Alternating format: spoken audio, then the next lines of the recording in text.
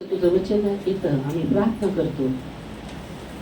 ऐकणारं कान समजणं मन असं तू आम्हाला दे आणि तुझं वचन आमच्या जीवनात कार्य करू 100% तुझ्या गौरवासाठी येशू ख्रिस्ताच्या नावात आमेन. आमेन. हालेलुया. Praise Lord. यावेळेस आपण इस समय हम वचन में जाएंगे. हालेलुया. Praise God. प्रभु को महिमा. आमेन. हालेलुया. Praise God. तो वचन में हम देखेंगे इफिसियों और उसका 4 अध्याय और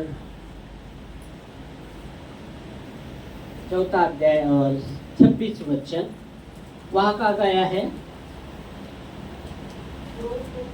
ओके. क्रोध तो करो पर पाप मत करो और सूर्यास्त तक तुम्हारा क्रोध न रहे. 27. और ना शैतान को अवसर दो. Praise God. शैतान को अवसर ना दो. याद रखिएगा, परमेश्वर को अवसर देना है. आमेन. हेलो. इधर देखिएगा, सब देखिए. वचन पढ़ा सब देखिए.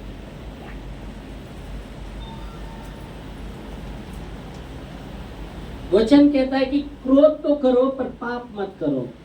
अभी जब आप देखते हैं पौलुस यहाँ कहता है कि क्रोध तो करो. एक आप देखते हैं हमारा मानवीय जो हम देखते हैं मानवीय जो आप देखेंगे जो देह है इसमें हम बहुत बार आनंदित भी होते हैं. कुछ हमें हमारी इच्छा के अनुसार होते हैं तो हम बहुत ही आनंदित भी होते हैं. ओके. Praise God. पर जब हमारे इच्छा के अनुसार नहीं होता या हमारे वो बहुत बार आप देखेंगे तो हमको जो हम चाहते और हमको नहीं मिलता तो हम क्या होते हैं? हम क्या होते हैं? गुस्सा होते हैं या क्रोधित हो जाते हैं क्योंकि आपकी इच्छा के अनुसार नहीं हुआ. तो देखो क्रोध करना ये एक जैसे मानविक स्वभाव में आप देख सकते हैं क्रोध करना एक आप देख सकते हैं. जैसे बोले हम कुछ बातों के लिए आनंदित होते, कुछ बातों का हमारे जीवन में होते, तो वैसे ही एक मानवीय इसमें एक क्रोध एक भाग है. तो क्रोध पाप नहीं है. ओके. क्रोध एक पाप नहीं, पर परमेश्वर का वचन यहाँ पौलुस इसलिए कहता है कि क्रोध तो करो पर पाप मत करो. पर बहुत बार हम देखते क्रोध के विषय में बहुत बार कुछ हमने सीखा है ना, बहुत कुछ सीखा है. जो मानवीय क्रोध परमेश्वर का क्रोध के विषय में भी हमने सीखा है ना. अगर मैं पूछूं मानवीय क्रोध और परमेश्वर के क्रोध में क्या फर्क है तो आप बता सकते हैं? बता सकते हैं ना? बता सकते हैं नहीं? क्योंकि हमने सीखा है. हाँ बोले. हाँ सीखा. तो बोलो मानवीय क्रोध और परमेश्वर के क्रोध में क्या फर्क है? चलो बोलिएगा.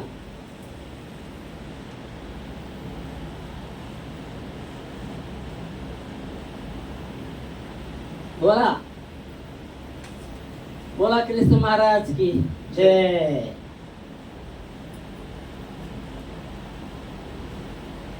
मानवीय क्रोध जो है वो कभी भूल नहीं सकता. मानवीय क्रोध कभी भूल नहीं सकता. भले बोल सकते हैं सामने कि हाँ मैंने माफ कर दिया, पर उसके दिल में वो रहेगा मानवीय क्रोध. हाँ. और परमेश्वर का क्रोध वो कभी रहेगा ही नहीं. वो पल भर के लिए, पर एक बार वो जो भूल क्रोध रहेगा कि नहीं, होगा कि नहीं क्रोध? परमेश्वर को क्रोध आता है कि नहीं? आता है ना क्रोध परमेश्वर को. बट वो एक बार भूल गया तो फिर मतलब थोड़ी देर के लिए क्रोध परमेश्वर होता है. ओके. पर मानवीय क्रोध हर बार उसको ये रहेगा ही. उसके बदले हर भले वो बोलेगा कि मैंने इसको माफ कर दिया, वो नहीं करेगा. उदाहरण की जैसे मेरे साथ कोई कुछ बुरा करता है. हाँ तुम्हारे साथ कोई और वो मेरे को बोलता है कि भाई माफ ही अगले बार मैं नहीं करूँगा ऐसी चीजें. बोलेगा ठीक है, 4 जन को दिखाने के लिए बोलूँगा हाँ भाई चल मैंने तेरे को माफ कर दिया, पर अगले बार मैं उसको भाई इसके ऊपर विश्वास नहीं कर सकते, इसने कई बार मेरे को धोखा दे दिया. ये तो मतलब एक ये हो जाता है. क्षमा का हो गया ना वो बात. क्षमा मतलब वही क्रोध रहता है ना उसके बदले में फिर कि भाई अगली बार तो मैं इसको नहीं मदद करूंगा, किसी भी चीज में नहीं इसको मदद नहीं करेगा. क्यों मदद नहीं करेगा? मानवीय क्रोध है वो. मानवीय क्रोध. मानवीय क्रोध. और कुछ बोल सकते हैं? चलो उसने बोल दिया जो भी, और बोलो, अनूप ने बोल दिया जो समझा वो वैसा बोल दिया। बोलो आप क्या समझते हैं? क्योंकि मैंने जैसे इसलिए बोला ना, क्रोध तो कुछ पाप नहीं है। क्रोध एक स्वभाव में एक बात हम देखते जो हम इच्छा करते और इच्छा के अनुसार नहीं होता, या कुछ अपेक्षा करते वो हमको नहीं मिलता, तो बहुत बार लोग क्रोधित होते।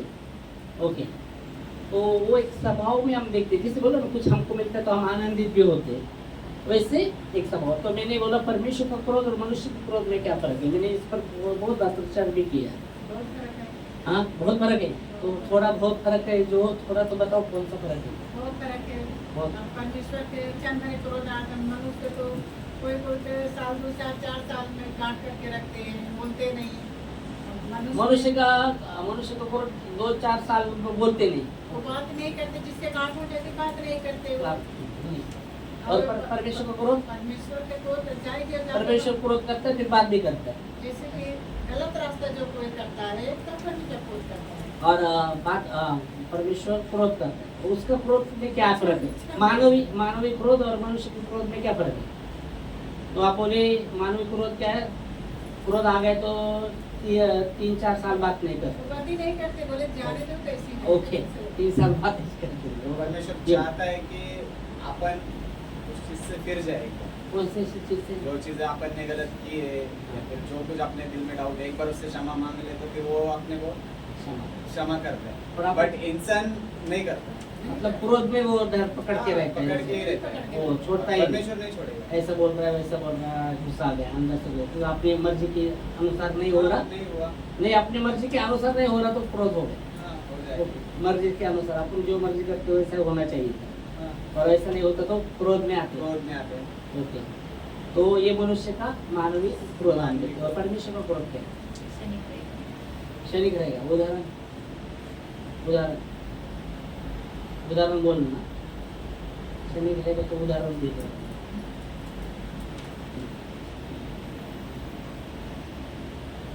जैसे देखते हैं कि सिमशोन जो था अपने में, सुनसन, हाँ, जैसे उसको कुछ बातें थी कि जो उसको नहीं बताना था किसी और को, फिर भी उसको ले लेते। जब प्रभु से वो लास्ट बार बोलता कि प्रभु मुझे एक बार वो चीज़ दे दे, मैं सब ये फलिस्टियों को ये करूँगा, फिर भी प्रभु उसके ऊपर दया करता है और उसको वो सामर्थ्य दे देते हैं कि वो पूरे फलिस्टियों को लेके खत्म हो जाता है।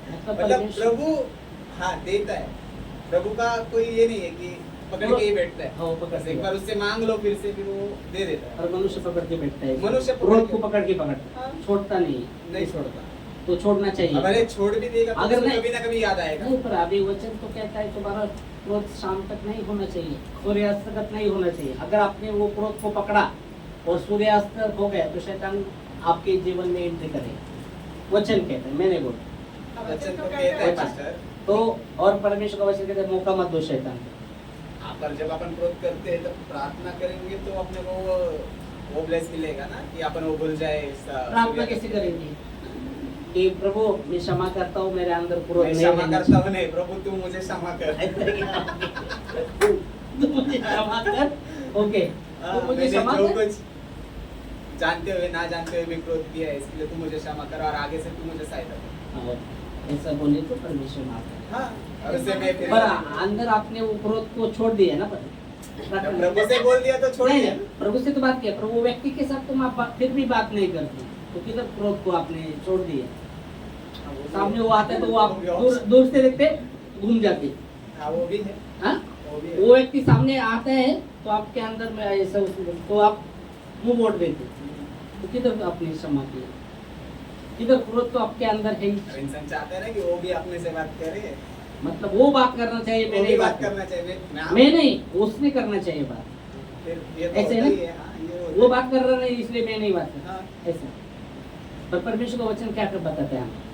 एक स्वाभाविक है, बहुत से लोग को क्या वो पहले बात करना चाहिए फिर मैं बात करता है ना। कुछ लोग बोलते हैं उसने प्रेस लॉट करना चाहिए फिर मैं कर लूँगा। हाँ। ओके, तो ये आप देखेंगे, पर वचन क्या कहते हैं? वचन समझिए, ये तो स्वाभाविक है जो बात लोग करते हैं, तो वचन क्या कहता है? वचन क्या कहते हैं इसके विषय में? वचन ये कहता है जो आप दूसरे से अपेक्षा करते हो पहला आप वो करो, यीशु मसीह ने कहा। अगर आप तो दूसरों से जो अपेक्षा करते पहले आप वो करो। ओके, अगर आप दूसरे से अपेक्षा करते प्रेम का तो पहला आप प्रेम करो। अगर आप दूसरे से अपेक्षा करते हो क्षमा का तो पहले आप क्षमा करो। समझ में आ रहा है?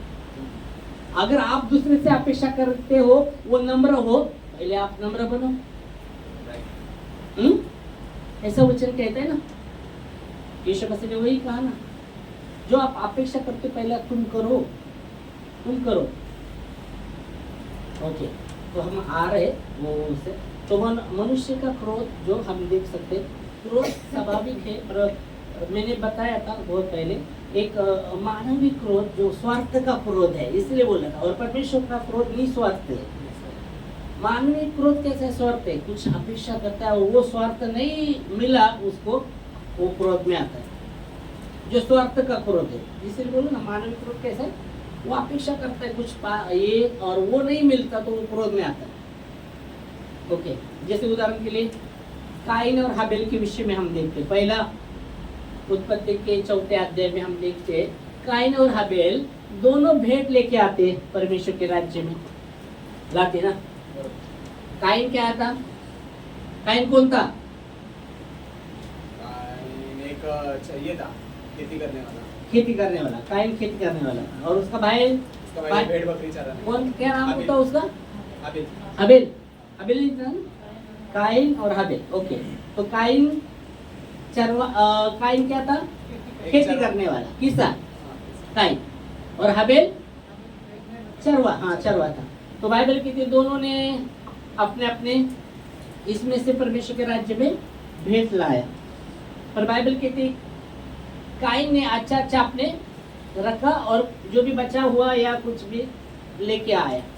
पर बाइबल कहती हाबेल ने अपने भेड़ बकरी में जो दष्टपुष्ट प्रथम जो भी जन्मा हुआ था वो पर, हाँ, प्रथम भेड़ को लाया।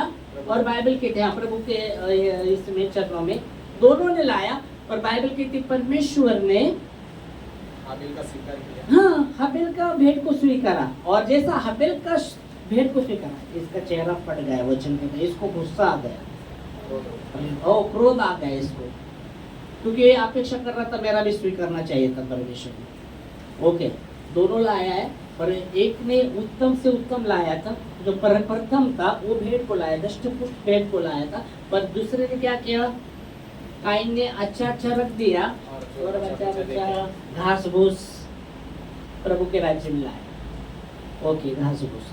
पर बाइबल कहती परमेश्वर ने घास भूस को स्वीकारा नहीं।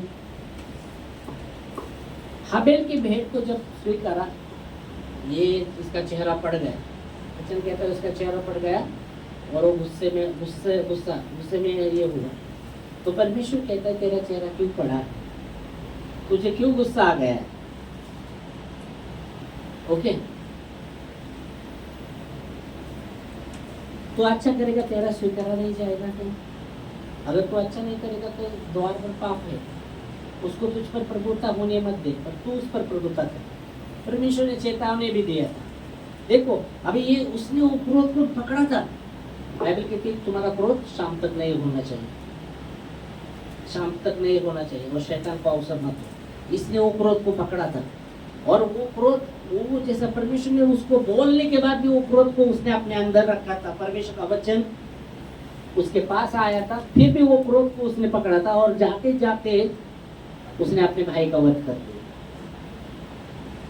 भाई का वध किया। ओके, और जब आप वचन कहता है कि उसका भाई का लहू का वाचा वो पुकार रहा था, तो परमेश्वर काइन को कहता है तेरा भाई कहाँ है? हाबेल का है। वो क्या बोलता है उस पर, मैं क्या उसका रखवाला है क्या? हाँ, मैं उसका रखवाला है क्या? और ये क्रोध में था। वो देखो परमेश्वर से भी उल्टा पल्टा बात करने लगा, इसलिए वो किया, वो भी स्वीकार रहा नहीं। बाइबल कहती है वो क्रोध से जब देखो शैतान उसने समाज गिराया। और पहला मर्डर आप देखेंगे वहाँ, पहला मर्डर बाइबल में पहला मर्डर वहाँ हुआ है। ओके, उसने अपने भाई का वध क्रोध में। तो क्रोध इसलिए बाइबल कहती है यहाँ आप देखिए, इसलिए मानवीय जो क्रोध है स्वार्थ का क्रोध है। उसकी इच्छा के अनुसार अगर नहीं हुआ, जो अपेक्षा करता है नहीं हुआ, तो वो क्रोध में आता है। तो वो मानवीय जो स्वार्थ का क्रोध है वो हमारे जीवन से दूर होना जरूरी है। और बाइबल कहती है क्रोध में किसी को, क्रोध में ताड़ना मत करो। अपने बच्चों को भी क्रोध में मत मारो। मालूम है आपको वचन कहता है क्रोध में, आप बहुत बार आप देखते हैं क्रोध में झापड़ देते हैं, नहीं तो ये झापड़ हाथ का, नहीं तो मुंह का झापड़ शुरू होता है। मुंह का भी झापड़ होता है, मालूम है आपको? एक हाथ का रहता है, मुंह का भी, क्या भी दब दब दब दब दब क्रोध में। हाँ हाँ, तो बाइबल कहते हैं क्रोध में कभी ताड़ना मत करो, क्रोध में ये मत करो। हाँ, तो बाइबल कहते हैं, अगर इसलिए बाइबल कहते हैं उनको समझाओ, आराम से समझाओ, और क्रोध में मत ताड़ना करो, क्योंकि और भी हो उसके हृदय में वही बातें उसके विषय में पढ़ते गए। तो मानवीय जो क्रोध है स्वार्थ का क्रोध है, उससे छुटकारा पाना बहुत जरूरी है। और वो क्रोध शाम तक नहीं रहना चाहिए, सूर्यास्त तक नहीं रहना चाहिए। अगर आप रखते हैं तो शैतान को अवसर देके आपके जीवन में काम करने के लिए। बाइबल कहती तुम्हारे, इसलिए बोलना, हाथ का क्रोध में, हाथ का नहीं तो मुंह का शुरू होता है। मुंह का भी, मुंह से भी मारते रहते, मालूम है आपको? उससे भी मारते रहते। और बाइबल कहती तुम्हारे जबान में, मेरे जबान में जीवन और मृत्यु का सामर्थ्य है। हमें आपके जबान में और मेरे जबान में जीवन और मृत्यु का दोनों होते हैं, उसका सामर्थ्य है। और जो उसका शब्द निकालेगा उसका प्रतिफल भोगेगा। तो जबान में जीवन और मृत्यु का सामर्थ्य किसके? मेरे और आपके। मेरे, आपके और किसके? हाँ क्या? सबके ओके, सबके जबान में जीवन और मृत्यु का सामर्थ्य है। ओके, सबके ना, सब मनुष्य के है ना। ओके, सब। तो शैतान के जबान में है क्या? शैतान की जबान में है? ओके, बोलो, चलो। सबके जबान में जीवन और मृत्यु का सामर्थ्य। तो मैंने बोला सब शैतान के जबान में है क्या? बोलो, आओ, बोला। होना ही चाहिए, क्योंकि होना चाहिए, होना ही चाहिए।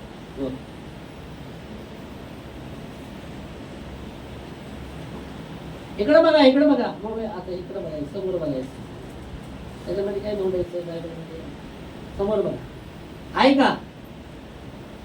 आहे का? बोला. हाँ, आहे का जबान मध्ये? शैतान के जबान में है क्या? हाँ, जबान से सर माइक नहीं, अवसर देते उसको तब। ओके, ठीक है। हाँ, आप बोलो, क्या बोल रहे? जैसे परमेश्वर ने कहता है कि शैतान का अवसर मत दो। हाँ, शैतान के जबान में जीवन मृत्यु का सामर्थ्य है क्या?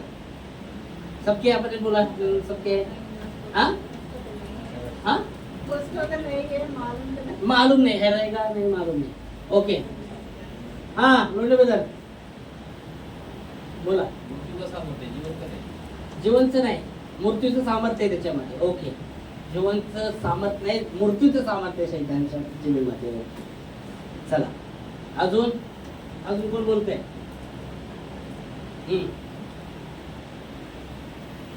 हाँ, बोल,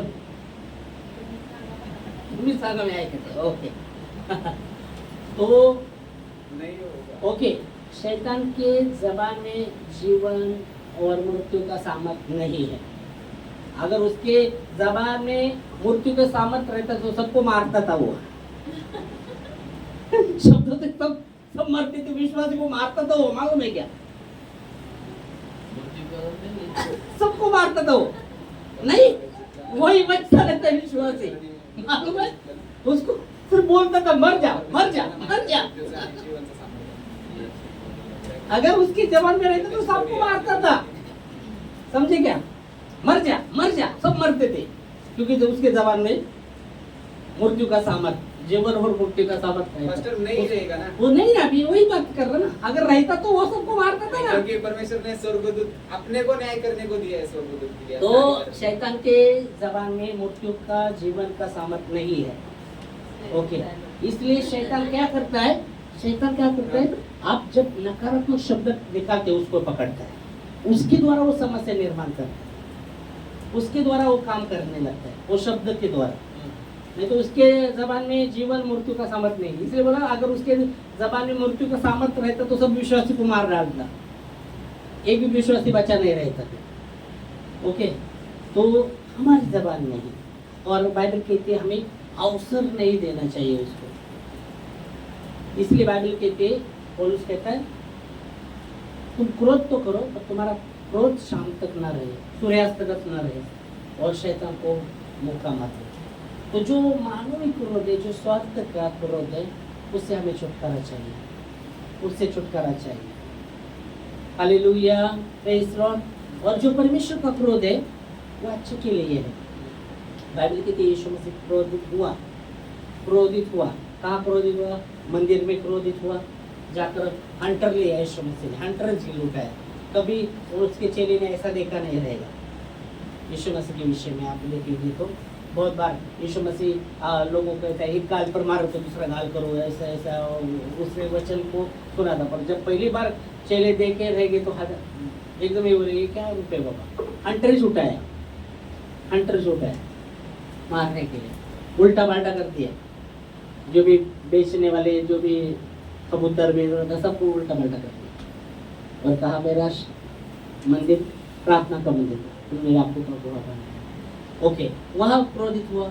और आप देखेंगे तो एक सूखा हाथ वाला वो व्यक्ति था, और बहुत सी भीड़ थी। वो उनके अविश्वास के कारण, उनके हृदय में अविश्वास के कारण, वो उनके कठोर हृदय के कारण यीशु मसीह ने उनको गुस्से से और क्रोध से देखा और सूखे व्यक्ति को कहा सामने तेरा हाथ बढ़ा, और उसके हाथ को स्पर्श करता है तो वो सूखा हाथ है वो चंगाई पाते हैं। आमेन, हालेलुया। मरकुस, अगर आप पढ़ते मरकुस 3 अध्याय और 5 वचन शायद, एक मिनट देखिए हमको, मरकुस 3 अध्याय 5 क्या है?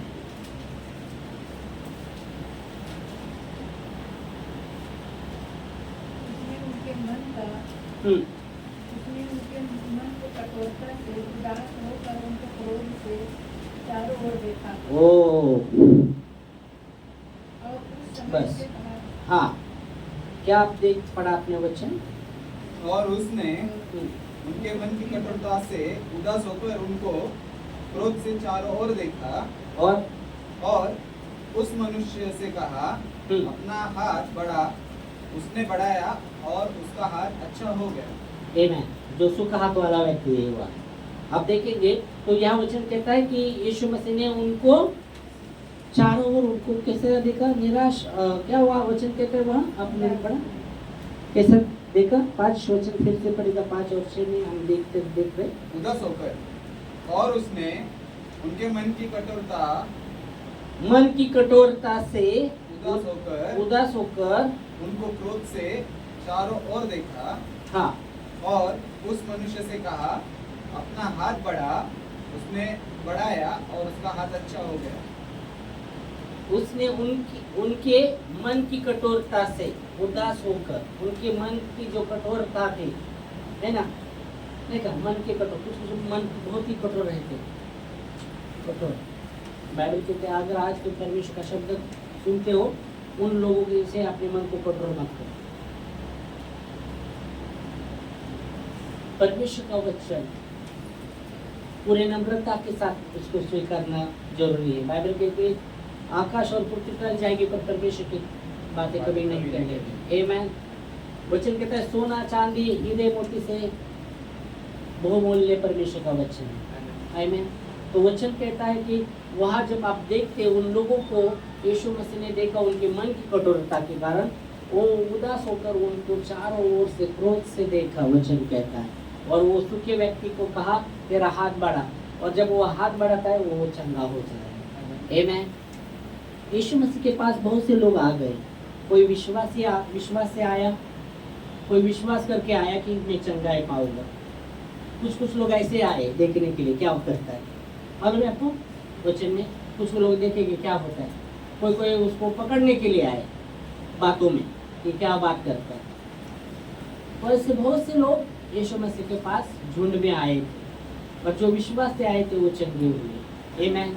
यहाँ भी आप देखेंगे तो यहाँ भी बहुत सा भीड़ है, पर यीशु मसीह ने देखा उनके मन में कठोरता। इसलिए बाइबल कहते हैं वो उनको क्रोध से यीशु मसीह ने देखा। मन में कठोरता नहीं, मन में वो कठोरता, हमें वो कठोरता निकालने बहुत जरूरी है। कठोरता का मतलब आप क्या बोलोगे? नहीं मैं ऐसा ही करूँगा। कितना भी आप बताओ मैं वैसा नहीं करने वाला, मैं जैसा मैं सोचता वैसे ही करूँ। नहीं, वो नहीं, वो कठोरता है, वो मन का कठोरता है। बाइबल कहती है टूटा हुआ मन परमेश्वर के योग्य बलिदान है। इसे हुए लोगों को वो तुच्छ नहीं जानता। आमेन। हालेलुया।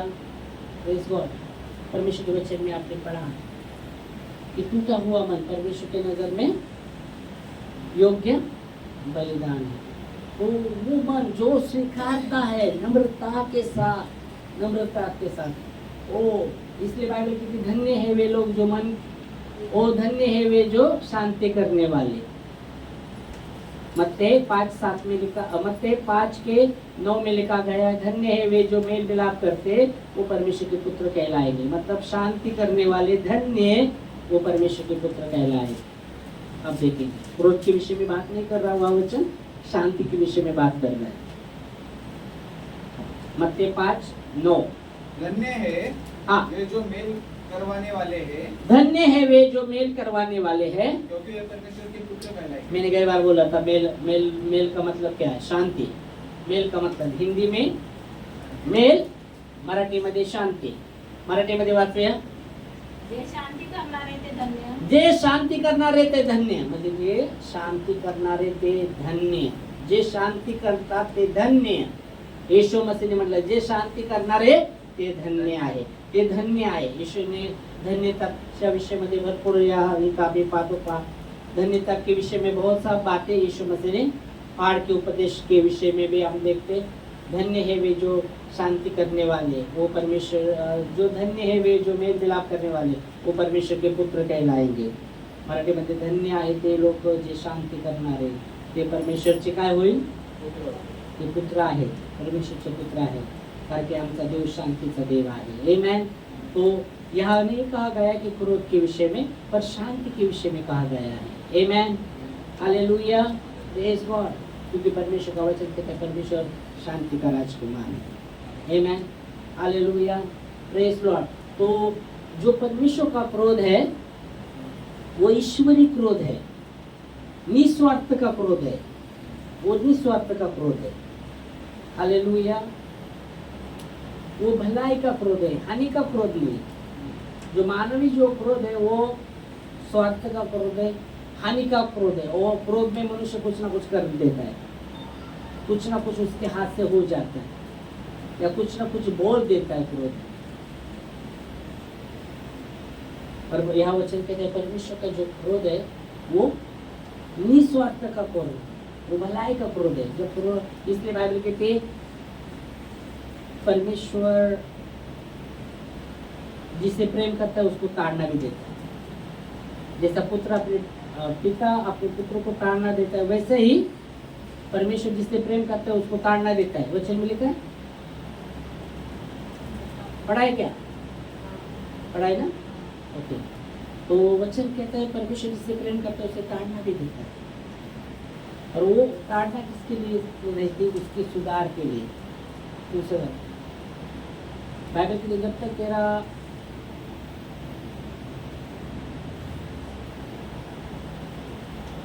तो ताड़ना के विषय में आप देखेंगे जो प्रेम करते हुए ताड़ना, तो परमेश्वर की जो ताड़ना है वो सुधार के विषय में रहती है, सुधार लाने के विषय में रहती है, अच्छे के लिए रहती है। तो निस्वार्थ क्रोध है। हालेलुया। Praise Lord. और इसलिए बाइबल देखते हैं परमेश्वर करुणा निदान, इसे हम बोलते हैं। मध्य क्रोधी परमेश्वर है, विलंब से क्रोध करने वाला, तुरंत झुंझलाता नहीं है परमेश्वर, विलंब से क्रोध करता है। विलंब से मतलब लवकर नहीं, धीरा नहीं। इसलिए बाइबल कहती है ना, तुम्हारे विषय में वो क्या करता है, लेता है और नहीं चाहता किसी का नाश हो। ओके, तो विलंब से क्रोध करने वाला परमेश्वर, विलंब से, करुणा निधान है, दयालु है, ये है, हम देखते हैं, पर विलंब से क्रोध करने वाला वो परमेश्वर है। और उसका क्रोध हमेशा के लिए नहीं रहे, हमेशा के लिए नहीं रहे। और जब वो क्रोध भी करता है, हमारे सुधार के लिए क्रोध रहे, निस्वार्थ का वो क्रोध रहे। पर हमें जो स्वार्थ का क्रोध से हमें निकलना जरूरी है। हमारी इच्छा के अनुसार अगर नहीं होता, अगर आपके अंदर वो स्वार्थ का क्रोध है, तो आप जरूर क्रोधित हो जाएंगे, दुखी हो जाएंगे या क्रोधित हो जाएंगे कि आपकी इच्छा के अनुसार नहीं हुआ। पर आपने वो स्वार्थ का क्रोध अगर आपने निकाला है, आप वो बोलेंगे प्रभु जैसे आपकी इच्छा, जिससे आपकी प्रभु आपकी इच्छा के अनुसार। Hallelujah, praise the Lord, praise the Lord. तो परमेश्वर का वचन कहता है शैतान को अवसर मत दो। इसलिए बोला शैतान के जबान में जीवन और मृत्यु नहीं है, पर हमारे जबान में जीवन और मृत्यु है। और जैसे हम निकालेंगे वैसा ही शैतान उन बातों को पकड़ लेता है। शैतान के जबान में जीवन और मृत्यु नहीं है। फिर शैतान सर्वव्यापी नहीं है। सर्वव्यापी मतलब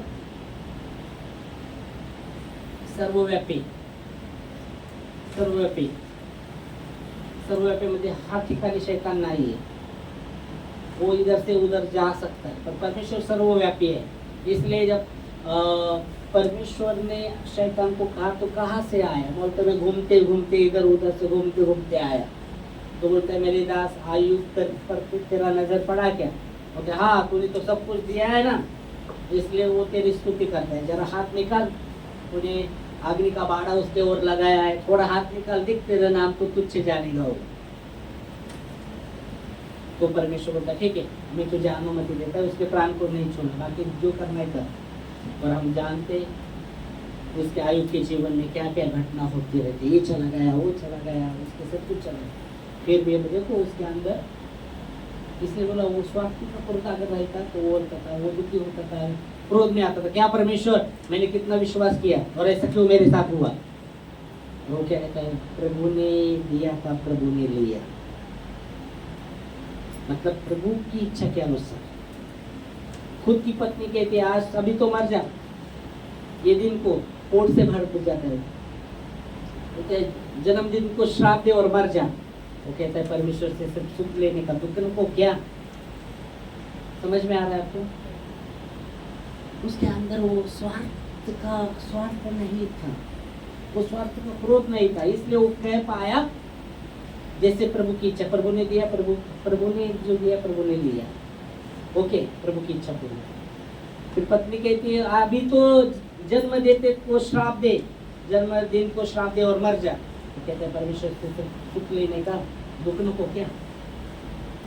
मतलब उसके अंदर वो स्वार्थ नहीं था। अगर स्वार्थ रहता तो वो क्रोध में आता था, क्या परमेश्वर कितना मैं विश्वास किया, कितना ना ऐसा क्यों मेरे साथ हुआ, मेरे घर में ऐसी घटना क्यों नहीं? तो वो स्वार्थ का क्रोध से हमें निकलना जरूरी है। अगर स्वार्थ क्रोध है, हमारी इच्छा के अनुसार कुछ नहीं हुआ तो हम क्रोध में आते हैं, उससे हमें छुटकारा चाहिए, उससे छुटकारा चाहिए। और मानवीय जो परमेश्वर का क्रोध है, इसलिए बाइबल कहती है स्वार्थ के क्रोध में हम कुछ ना कुछ गलत कर रहे हैं, कुछ ना कुछ करते हैं। इसलिए वो कहता है जो यहाँ इफिसियों में हम देखते हैं प्रभु पौलुस कहता है वो क्रोध के विषय, क्रोध तो करो पाप मत करो, मतलब वो परमेश्वर के क्रोध के विषय में, निस्वार्थ के क्रोध के विषय में बात कर रहे हैं। वो स्वार्थ के क्रोध के विषय में बात नहीं कर रहा, निस्वार्थ के विषय में वो बात कर रहा, निस्वार्थ का क्रोध के विषय में बात कर रहा। और फिर भी बोलता है वो भी पूरा शाम तक नहीं होना चाहिए, सूर्यास्त तक नहीं होना चाहिए, नहीं तो तुम अपने जीवन में शैतान को मौका देते। और शैतान को जब आपने मौका दिया, हमने मौका दिया तो शैतान क्या करेगा, हाथ घुमाएगा तो ऊपर से हाँ, मुझे बुलाया, अरे मुझे बुलाया, हमारे ऊपर से हाथ पे घुमाएगा, क्या करेगा, हाँ नुकसान करेगा, क्या करेगा, क्या तो हाथ तो घुमाने वाला नहीं, शाबाशी तो देने वाला नहीं, अरे बाबा मुझे बुलाया है तूने, क्या करने वाला। रोमियो 10:10 चोर आता है चोरी करने, एक हाथ नाश करने, वही करने वाला है। शैतान को चोर कहा गया है तो वो तो चोरी करना, नाश दोष सब करने वाला है, हत्या करने वाला है। तो इसलिए पौलुस यहाँ कहते हैं शैतान को अवसर मत दो।